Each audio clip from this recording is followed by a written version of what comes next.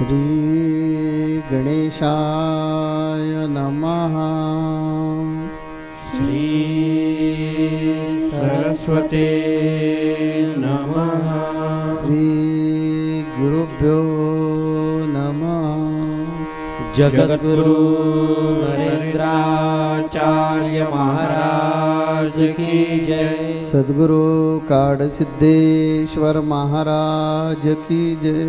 संत शिरोमणि गजानन महाराज की जय। आद्य जगद्गुरु रामानंदाचार्य महाराज की जय। सिया वल्लभ रामचंद्र की जय।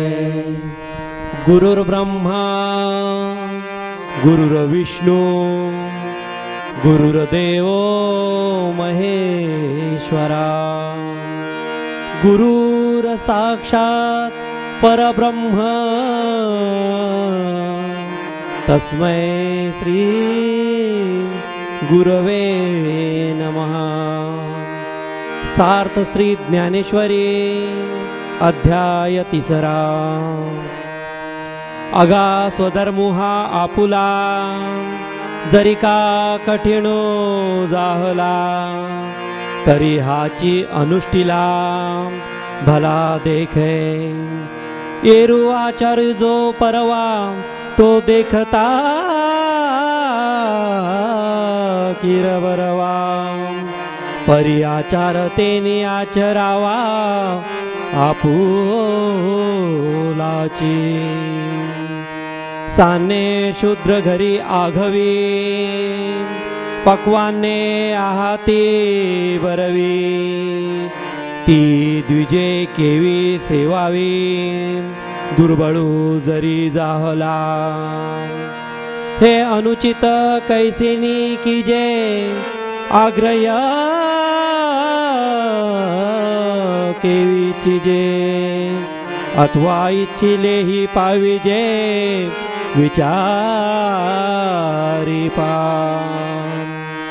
तरी लोकांची धवळारे देखोनिया मनोहरे असती आपुली तनारे मोडा विकेवी।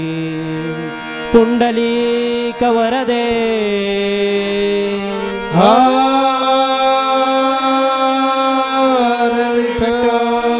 श्री ज्ञानदेव तुकाराम पंढरीनाथ महाराज की जय। जगद्गुरु नरेंद्राचार्य महाराज की जय। श्री गुरुदेव। परमपूज्य गुरुमाऊलीच्या चरणी वंदन करून, उत्तराधिकारी कानिपनाथ महाराजांच्या चरणी वंदन करून, तसेच संत शिरोमणी गजानन महाराजांच्या चरणी वंदन करून मी माझे स्वधर्माबद्दल अल्प शब्द सुरुवात करतोय। भाविक, आपण ऐकलेलं आहे गेल्या अनेक सत्संगामध्ये भगवान श्रीकृष्णाने युद्धभूमीवर पार्थाला अनेक प्रकारे बोध करून युद्धास प्रवृत्त करण्यासाठी प्रयत्न केलेत आणि तोच बोध आज स्वधर्माच्या नावाने भगवान श्रीकृष्णाने अर्जुनाला सांगितलं, बा पार्था, श्रेयान स्वधर्मे विगुणः परधर्मात् स्व अनुष्ठितान् स्वधर्मे निश्चयं श्रेयं परधर्मो भयावह। पार्था, स्वधर्म आचरणात कितीही कठीण असला, क्लेशदायक वाटला, तर परसुखासाठी त्याच धर्माचं अनुष्ठान करणं हे हिताचं आहे। परधर्म कितीही चांगला वाटला, तो का वाटतो की विकार आणि मनाचा स्वैरपणा। मन बुद्धी वाणीने जेव्हा आपण स्वैर होतो, आपलं ते खोटं आणि परक्याचं चांगलं वाटतं, तरी तो भयवाहक आहे। त्यापेक्षा स्वधर्माचं आचरण करून देहाचं बलिदान देणं चांगलं। आणि ह्याच विषयावर मार्मिकतेने अनेक प्रकारे त्याला उद्बोधन केलं। आपण एरवी सुद्धा समाजात जरा अजून सोप्या भाषेत सांगा ना. तर आपला परधर्म जो आहे आणि स्वधर्म बघा, आपला तो परधर्म नव्हे, आपला जो स्वधर्म दुसऱ्याचा आहे त्याला परधर्म म्हणा, आणि आपला जो आहे तो स्वधर्म.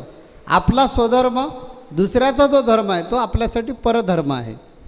हे जरा व्यवस्थित समजून सांगा. जर आपण ज्या संस्कृतीमध्ये तो जन्म घेतला, स्वधर्माचा वसा घेऊन जन्म घेतला, परवशतीच्या प्रलोभनाला बारे का अंध जाहला. आपलं धर्माचरण आपल्याला कठीण वाटतं. समजा ऊस एकच, रस एकच, बनवणारे पदार्थ दोन, गूळ आणि साखर, संस्कार निराळे. जे संस्कार स्वधर्माचरणावरती झालेले आहेत ते संस्कार जे परधर्माबद्दल आकर्षित झालेले त्यांच्याबरोबर नसतात, कारण ते मनाने निर्धारित नसतात. समजा आपली आई किती कुरूप असली, आपण त्याला बाजारात घेऊन जायला लाजत नाहीत.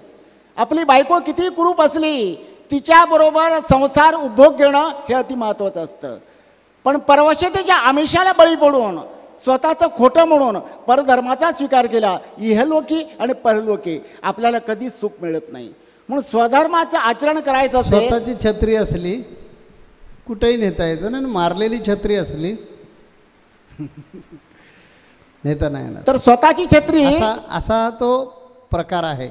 ती पण छत्रीच आहे आणि ही पण छत्रीच आहे. दोन्ही छत्री पावसापासून उन्हापासून रक्षण करणार आहे. पण स्वतःची जी आहे ती हक्काची आहे, विकत घेतलेली आहेत, त्याच्यामुळे ती कुठेही मिरवता येईल, कुठेही घेऊन जाता येईल. दुसऱ्याची घेऊन गेलात आणि समजा तो माणूस तिथे आलेला असला आणि त्याने वरचं नाव वाचलं की ए चोरा, माझी छत्री नेतोस होय. हे जसं आहे तसाच हा प्रकार आहे. आपल्या धर्मामध्ये बघा जन्मदिवस साजरा करण्याची प्रथा आहे आणि अन्य धर्मामध्ये सुद्धा जन्मदिवस आपण साजरा करतो, पण दोघांचे संस्कार वेगवेगळे आहेत. पण बरेच जण अज्ञानी लोक बरेच जण आपल्या धर्मामध्ये जो संस्कार आहे तो सोडून हॅपी बर्थडे डू आणि काय करतो, केक कापतो. तो कापतो आणि वरती दिव्य ज्योत जी लावलेली असते टाकले फुंकून. हा काय प्रकार आहे? अरे ते केक हे हृदयाचं प्रतीक आहे. आपण या संस्कारांमध्ये वाढलोय. ज्योत से ज्योत जलाते चलो, म्हणजे ज्योतीने ज्योत लावायला शिका आणि अनेक ज्योती निर्माण करा, म्हणजे हृदयानं हृदयाला जोडायला शिका. म्हणून माझा संदेश आहे ना, तुम्ही जगा, दुसऱ्याला जगवा. तसं अनेकांना तुम्ही जोडा. हे हृदय जे आहे हे हृदय लोकांना जोडायला शिकवत असतं. त्याच्या हृदयाचा ज्यावेळी आपण विचार करतो, म्हणजे मनाचा त्याच्या ज्यावेळी विचार करतो ते जोडला जातो ना. त्यामुळे आपल्या संस्कृतीमध्ये तोडायला सांगितलेलं नाही आहे. आपण परधर्माचा स्वीकार केल्यामुळे काय करतो, मोठा केक आणतो आणि सगळेजण ज्याचा वाढदिवस असतो त्याच्या हातानं कापतात. केक कसला प्रतीक, हृदयाचं. कुणाच्या हातून कापायचं, तू तुझ्या हातानं तुझं काळीज कापून दे, आम्ही सगळ्यांना भरवतो. आणि मग तोच प्रत्येकाला भरवत असतात. मग मी खायचा, माझ्या तोंडातला ह्याने खायचा, त्याच्या तोंडातला त्याने खायचा, सगळंच उष्ट चालू असतो प्रकार. आपल्या धर्मानं त्याला परवानगी दिलेली नाही. काहीतरी त्याच्यामध्ये विज्ञान असेल, काहीतरी शास्त्र असेल. एकमेकाच्या उष्ट खाऊ नये ना, वेगळ्या प्रकारचे आजार असू शकतात एकमेकांना, आणि त्यामुळे आपल्याकडे उष्ट खाण्याची पद्धत नाही आहे. तेव्हा आपण परधर्मामध्ये चा विचार केल्यामुळे आता ते वाईट आहे की बरोबर आहे, त्या धर्मापुरतं बरोबर आहे ना. ते जे तिथलं संस्कार आहे, तिथलं जे कल्चर आहे, तिथलं वातावरण, कारण कुठलाही धर्म ज्यावेळी निर्माण होतो तो जिथे निर्माण होतो तो तिथली भौगोलिक परिस्थिती, तिथले आचार विचार, तिथे झालेली जडणघडण याच्यातून धर्माची निर्मिती होते. मग तिथली परिस्थिती जी असेल त्याप्रमाणे धर्म बनतो. आपल्या धर्मामध्ये सांगितलं आहे घटस्फोट पाहिजे असेल तर कोर्टात जावं लागेल, दोघांनी मान्य केला तर घटस्फोट मिळेल. मला बायको नको म्हटलं तरी घटस्फोट मिळणार नाही, तिला पोटगी द्यावीच लागेल. आणि घटस्फोट म्हणजे पोटगी दिली म्हणजे मला लग्न करता येईल का असंही नाही आहे, लक्षात घ्या. ती जोपर्यंत घटस्फोट देत नाही तोपर्यंत, दोघांनी घटस्फोट देत नाही तोपर्यंत एकमेकांना लग्न करता येणार नाही. आपल्या धर्माचा संस्कार आहे. अन्य धर्माचे संस्कार वेगवेगळे आहेत. अमेरिकेमध्ये एक आपल्या भक्तगण बाईला प्रश्न विचारला होता. ती सांगून म्हणजे तिचा नवरा आणि ती सांगत होते आणि पोट धरून हसत होती. तिला ज्यावेळी दुसरी मुलगीला ती डिलेवरीला गेलीत, पहिली मुलगी झाली, नंतर दुसऱ्या मुलीच्या वेळी डिलेवरीला गेले. न्यू जर्सीची गोष्ट आहे आणि एकदम जवळचे ते शिष्य आहेत. तर तिथल्या नर्सने विचारलं की नवऱ्याचं नाव काय, तर तिने आपल्या नवऱ्याचं नाव सांगितलं. ती म्हणाली अरे बापरे तेच नाव आहे अजून. मग त्या नर्सला आश्चर्य वाटलं, अरे दुसरं मूल आहे आणि नवरा तोच आहे. परधर्माचे संस्कार. आपल्याकडे ती तळीराम जो आहे, ती सिंधू जी आहे, ती सिंधू सुधाकरासाठी इतका त्रास सहन करते, त्याला दारू सोडण्यासाठी त्याच्याकडून इतके हालापेष्टा होतात, पण सिंधू त्याच्या पायाजवळच राहते किंवा सिंधू त्याच्यासोबत राहते. सिंधूनं सुधाकराचा त्याग नाही केला.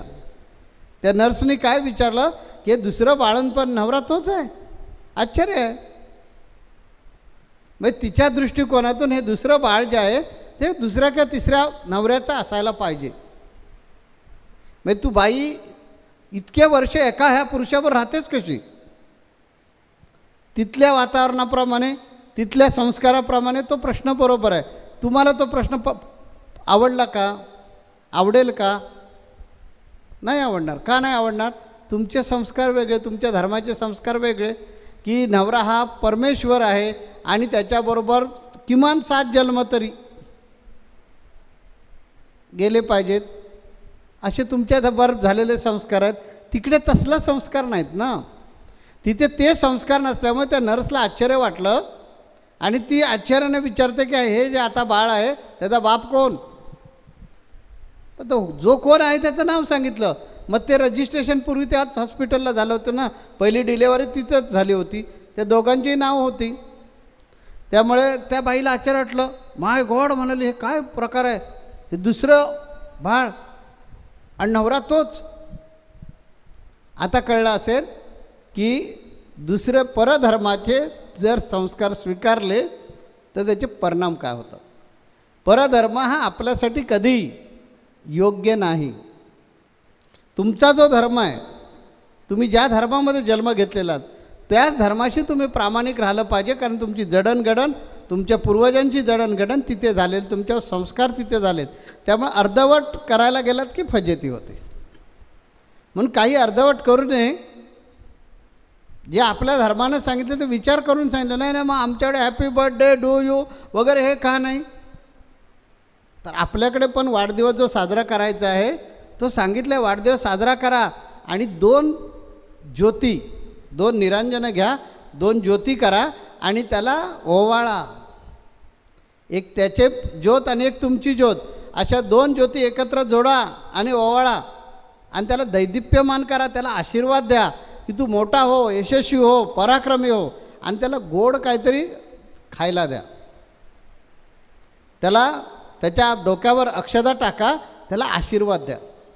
त्या व्यक्तीला जे लहान असतील त्यांनी शुभेच्छा द्या, पण केक कापू नका. कारण हृदय कापायचं नाही असताचं. त्याला सांगायचं की तुला या भवसागरामध्ये जीवन जगत असताना घाबरण्याची गरज नाही. बघ आम्ही किती जण पाठीमागे आहोत तुझ्याबरोबर. वडील म्हणून मी तुझ्याबरोबर आहे, आई म्हणून तुझ्याबरोबर आहेत, हे तुझे मित्र आहेत, ह्या तुझ्या मैत्रिणी आहेत, ही तुझी भावंड आहेत, हे तुझे अमुक आहेत, हे तुझे तमुक आहेत, एवढे जण तुझ्याबरोबर आहेत. असा त्याला धीर द्या, असं त्याला बळ द्या. हे तुमचा धर्म शिकवतो. आणि अन्य धर्मामध्ये वेगळं सांगितलं जातं की अन्य धर्माच्या संस्काराप्रमाणे तसा वाढदिवस साजरा केला जातो. मग तो ती पद्धत चुकीची आहे का? तर त्या धर्माच्या लोकांसाठी चुकीची नाही आहे, कारण तो त्यांचा स्वधर्म आहे. हे अर्जुना, तुला तुझा स्वधर्म पाळायचा आहे. परधर्माचा अप्रूप वाटेल पण त्याला काही अर्थ नाही. अरे ब्राह्मण किती गरीब झाला तर ब्राह्मणानं चोरी करू नये, ब्राह्मणानं व्यसनी असता कामा नये, ब्राह्मणानं खोटं बोलता कामा नये. हे जसे संकेत आहेत ते पाळले पाहिजे ब्राह्मणानं. तसेच संकेत तुला मी सांगू इच्छितो की तू परधर्म जो आहे, या परधर्माबद्दल जे लोक आपुलकीने वागतील आणि स्वधर्माचा तिरस्कार करतील ते लोक इहलोकी आणि परलोकी कधीच मुक्त होणार नाहीत. आपण वज्रकांत महाराजांकडे जाऊया. आपण आपल्या गुरुमाऊलीच्या वाणीतून आपण ऐकलं, एखादी गोष्ट अनुचित आहे आणि परधर्मासाठी उचित असेल, आपण त्याचा स्वीकार कधीच करायचा नसतो. आता स्वधर्माचं आचरण, विचारशैली याने आजपर्यंत आपण मोठे मोठे साधू संत थोर पुरुष होऊन गेलेत. एक सूक्ष्मदृष्टीने विचार करून बघा. त्यांचं धारिष्ट्य, स्वधर्माचं आचरण आणि स्थितिप्रज्ञता या संयोगाने ते समाजाची दिशा देतात. म्हणून आली जरी कष्टदशा पार, न टाकिती धैर्य तथापि धीर, केली जरी ज्योत बळेच खाली, ज्वाला तरी ते वरती उफाळे. किती दुःख येऊ दे, दुःखाला घाबरून धर्म सोडायचा नसतो. ज्ञानेश्वर माऊलीने ज्ञानाचा दिवा आपल्याला दिला, पण त्या ज्ञानेश्वर माऊलीच्या जीवनात असंख्य दुःख आली. विठ्ठलपंतांच्या जीवनात दुःख आली, पण स्वधर्माचं पालन केलं, त्याग नाही केला. आज ज्ञानेश्वर माऊली ब्राह्मण कुलात जन्म घेऊन सुद्धा आज आम्हाला उपदेश करतात. त्यांना सुद्धा ही अडचण होती, उपनयन करायला परवानगी नव्हती. अशा वेळी हताश होऊन रणरण त्या उन्हातून पायाला पानं बांधून काशीला गेलेत. पण निवृत्तीनाथाने ज्ञानेश्वराला विचारलं, ज्ञानदा आम्ही कोण, या समाजाने आम्हाला ओळखलेलं नाही. आणि समाजाने पण हा विचार केला पाहिजे. एक घरगुती उदाहरण सांगतो. संध्याकाळची दिवे लावणीची वेळ, घराची आई वडील वयस्क माणसात जर हातपाय धुवून देवाजवळ अगरबत्ती लावून नमस्कार करत नसेल, शुभंकरिती करत नसेल, लहान मुलांना आदर्श कोण जगणार, त्यांना कसं कळणार? म्हणून काही गोष्टी समाजाला दिशा दाखवण्यासाठी कराव्या लागतात आणि समाजाने त्याचा स्वीकार करावा लागतो.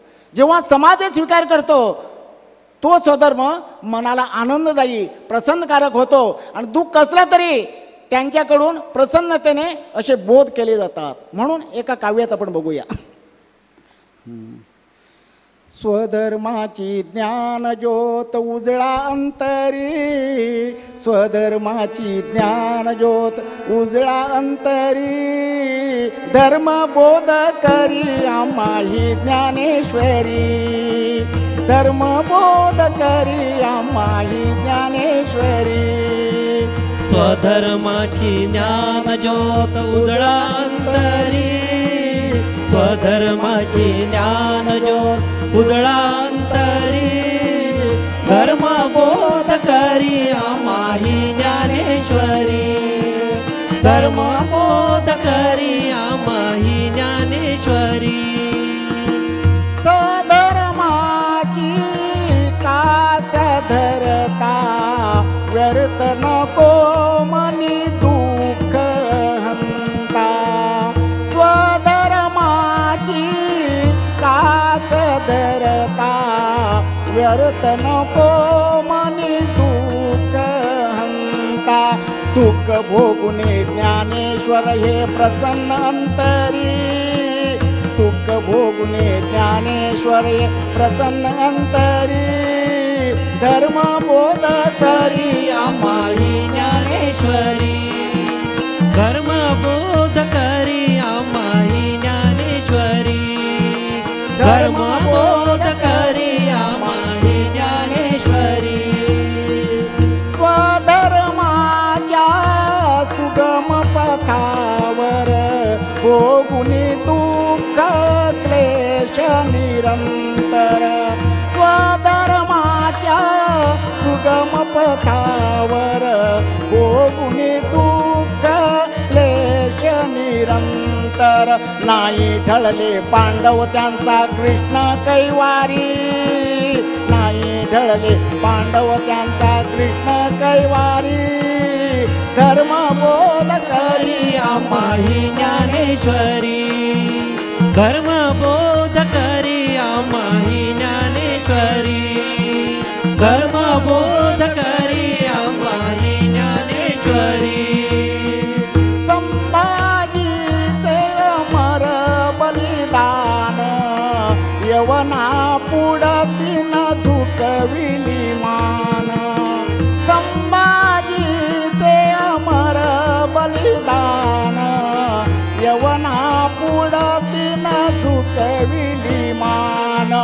चर्म सोलुने नेत्र फोडिले धर्मावरी, चर्म सोलुने नेत्र फोडिले त्या धर्मावरी. अजरामरे झाले जगती या भुवरी, अजरामरे झाले जगती या भुवरी. स्वधर्माची गुण ज्योत उजळांतरी, स्वधर्माची ज्ञान ज्योत उजळांतरी. धर्मबोध करी आम्हाही ज्ञानेश्वरी, धर्मबोध करी आम्हाही ज्ञानेश्वरी, धर्मबोध करी आम्हाही ज्ञानेश्वरी. तुम्ही जगा दुसऱ्याला जगवा, स्वधर्मकारक मंत्र हा बरवा. तुम्ही जगा दुसऱ्याला जगवा, स्वधर्मकारक मंत्र हा बरवा. जनसेवेतून बंधुभाव जपांतरी, जनसेवेतून बंधुभाव जपांतरी. निष्ठा भाव ठेवा श्री गुरु चरणावरी, निष्ठा भाव ठेवा श्री गुरु चरणावरी. स्वधर्माची ज्ञान ज्योत उजळांतरी, स्वधर्माची ज्ञान ज्योत उजळांतरी. धर्मबोध करी आम्हाही ज्ञानेश्वरी, धर्मबोध करी आम्हाही ज्ञानेश्वरी, धर्मबोध करी आम्हाही ज्ञानेश्वरी. भाविको, भक्त ज्या दिवशी या संप्रदायात येतो, प्रथम सद्गुरूचं दर्शन होतं, त्या दिवसापासून आपल्याला स्वधर्माचे धडे, स्वधर्माचा उपदेश इथे केला जातो. पण भक्तांना कळत नाही. काय म्हणतो? माऊलीने बघून घेतो सांगितलं आणि भक्ती करायला सांगितली. म्हणजे नेमकं काय सांगितलं? तू स्वधर्मापासून विनमुख होऊ नको, स्वधर्मीच राहा, सन्मुख हो आणि दिवसातनं 10 मिनिटं भक्ती कर. म्हणजे काय? जे आचरण तुला करायला पाहिजे होतं तू करत नाही, म्हणून तुला आठवण करून तुझं मन, तुझी वृत्ती आणि तुझी इंद्रिय याच्यावर अंकुश ठेवण्यासाठी काय म्हटलं? भक्ती कर. आणि पचनी पडण्यासाठी कुणाचं वाईट चिंतू नको. कारण जोपर्यंत तू लोकांचं वाईट चिंतन करत राहील तोपर्यंत स्वधर्माचं आचरण होणार नाही, स्वधर्माचं अनुष्ठान आपल्याकडे घडणार नाही. आणि ज्या कारणासाठी हा उपदेश केला, मरेपर्यंत आपण त्याच्यातलं काहीच घेऊ शकणार नाही. तुम्ही जगा दुसऱ्याला जगवा ह्या ब्रीद वाक्यातून आपण वागतो. म्हणून आपल्या गुरु माऊलीला काय सांगायचं होतं? भगवान कृष्णाने पण सर्वच गोष्टी अर्जुनाला एकाच वेळी नाही सांगितल्यात. त्याची मानसिकता बघून आज काय सांगण्याची गरज आहे, त्याची मनस्थिती कशी आहे. तसंच प्रापंचिक माणसाची मनस्थिती काय आहे? दुःख आल्यानंतर देव आठवतो, त्याच्याकडनं परमार्थ पण घडला पाहिजे आणि इतरांना पूरक असा स्वधर्म पण घडला पाहिजे. कारण प्रपंच डोहामध्ये दुःख आल्यानंतर आपण देऊ शकतो. बघा, प्रपंच डोहात मन हे रमले, दुःख येता देवा आठविले. अशा बद्ध जीवा सोपा परमार्थवा, मंत्र बोधाने जीवनी सावचित्तवा. गुरु नरेंद्र देवा लागो छंद या जीवा, गुरु नरेंद्र देवा लागो छंद या जीवा. गणी गण गणात होते मंत्र जपावा, गणी गण गणात होते मंत्र जपावा. आज्ञा पाळा नरेंद्राचार्यांची, घ्यावी प्रचिती तुम्ही त्यांच्या भक्तीची. आज्ञा पाळा नरेंद्राचार्यांची, आचार्यांची द्यावी प्रचिती तुम्ही त्यांच्या भक्तीची बहु आले गेले दुःख मुक्त झाले बहु आले गेले दुःख मुक्त झाले मन शांती या नामाने जगी मिळवा गुरु नरेंद्र देवा लागो छंद या जीवा गुरु नरेंद्र देवा लागो छंद या जीवा गणी गण गणात बोते मंत्र जपावा गणी गण गणात बोते मंत्र जपावा. अरे या मंत्रामुळे तुमच्यामध्ये आत्मिक बल निर्माण होईल. या मंत्रामुळे तुमच्यामध्ये एक सामर्थ्य येईल आणि तुम्ही तुमच्या स्वधर्मापासून कधी दूर जाणार नाहीत. हे अर्जुना बघ, मासा असतो, तो मासा गळाला येऊन अडकतो. गळाला येऊन अडकल्यानंतर काय होतं बघ, की तो गिळतो, गळ गिळतो आणि त्याचा मृत्यू येतो. हा गळ गिळल्यामुळे आपला मृत्यू आहे असं जर त्या माशाला कळलं असतं तर रे वेडा, तो त्यानं गळ गिळला असता का? अगदी तसंच होतं बघ. जो स्वधर्म सोडून परधर्माचा स्वीकार करतो त्या माणसाची स्थिती तशीच होते आणि नंतर त्याला फार मोठा पश्चाताप होतो. अरे मी काय केलं, मी चूक करून बसलो, माझे संस्कार, माझं घराणं, माझं कुटुंब, माझा परिवार आणि माझ्या चालीरीती, आणि आज आपण दुसऱ्या परधर्माच्या अट्रॅक्शनमुळे किंवा परधर्माच्या गोष्टी स्वीकारल्यामुळे आज आपलं केवढं मोठं नुकसान झालं आहे हे नंतर कळतं. त्या माशाला तो गळ गिळल्यानंतर कळत असतं, पण तोपर्यंत कासावीस होऊन त्याचा जीव जातो. तर बाबा काय करायचं हे मुमुक्षून ठरवायचं असतं. बद्ध जीवाला ते कधीच पटणार नाही. मी एवढं तत्त्वज्ञान सांगितलं, बद्ध जीव इकडं ऐकून तिकडे सोडून दे. जो तुझ्यासारखा मुमुक्षू आहे तो त्याचा विचार करेल. अशा प्रकारे भगवान कृष्णानं अर्जुनावर असं शाब्दिक एक गुगली टाकलेली आहे.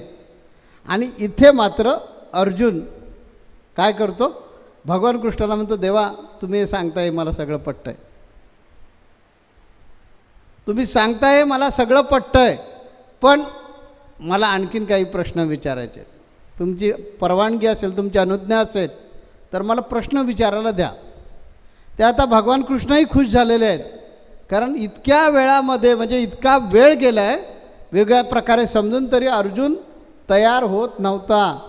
आत्ता कुठे तो बोलला आहे की देवा हे तुम्ही सगळं जे मला मगापासून सांगितलेलं आहात ते पटतंय, पण माझ्या स्वहितासाठी मला आणखीन काही तुम्हाला प्रश्न विचारायचे आहेत.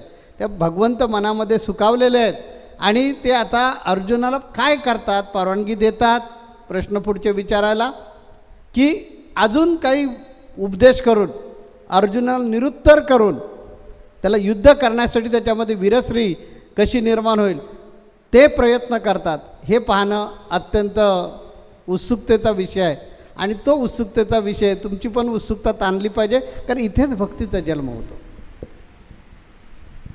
इथेच भक्तीचा जन्म होतो. तेव्हा ती उत्सुकता ताणणं माझ्यासाठी तो एक सुखद धक्का असेल आणि म्हणून मी इथे थांबतो.